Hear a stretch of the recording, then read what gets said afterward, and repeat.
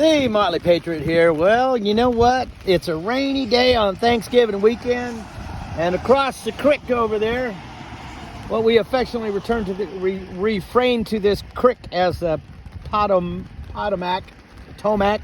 Anyway, during the 19th century, the greatest threat to Washington, D.C.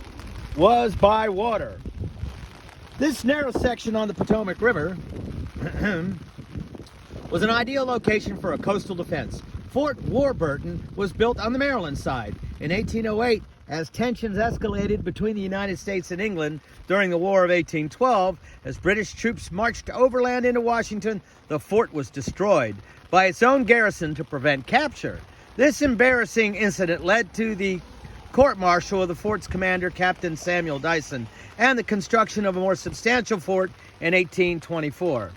The one you see across the river today, known as Fort Washington, as you can see over there. Let's zoom in on that a little bit. Let's see if we can zoom in on good old Fort Washington.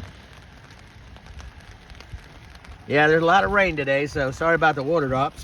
In 1861, Fort Washington was the only fortification defending the capital at the outset of the Civil War.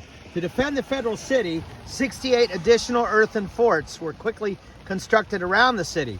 While no river attack occurred during the Civil War, this area continued to be a place for coastal defense. Just prior to the Spanish-American War, 1898, this side of the Virginia shore began to be fortified with cannons to complement the cannons at Fort Washington.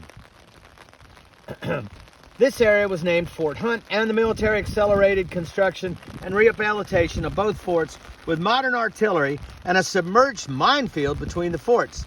By the 1930s, the forts were deemed obsolete, closed, and given to the National Park Service. However, during World War II, Fort Hunt was reactivated as a top-secret military intelligence camp and POW interrogation center. Today, both forts stand as silent reminders of the nation's military history. Well, how about that, folks? Let's go ahead and zoom in a bit. I'll take the chances with the water drops. Oh, well, there you go. And as you see, the Potomac comes around to this narrow passage here, which essentially makes it untenable for a ship to try to creep up here. But there we are, Capitol Defense, Motley Patriot, Thanksgiving, cold rain in Virginia on a fall day this November. Anyway, thanks for dialing in. Like and subscribe, or like and subscribe. Alternative choice. There you go, down at the banks.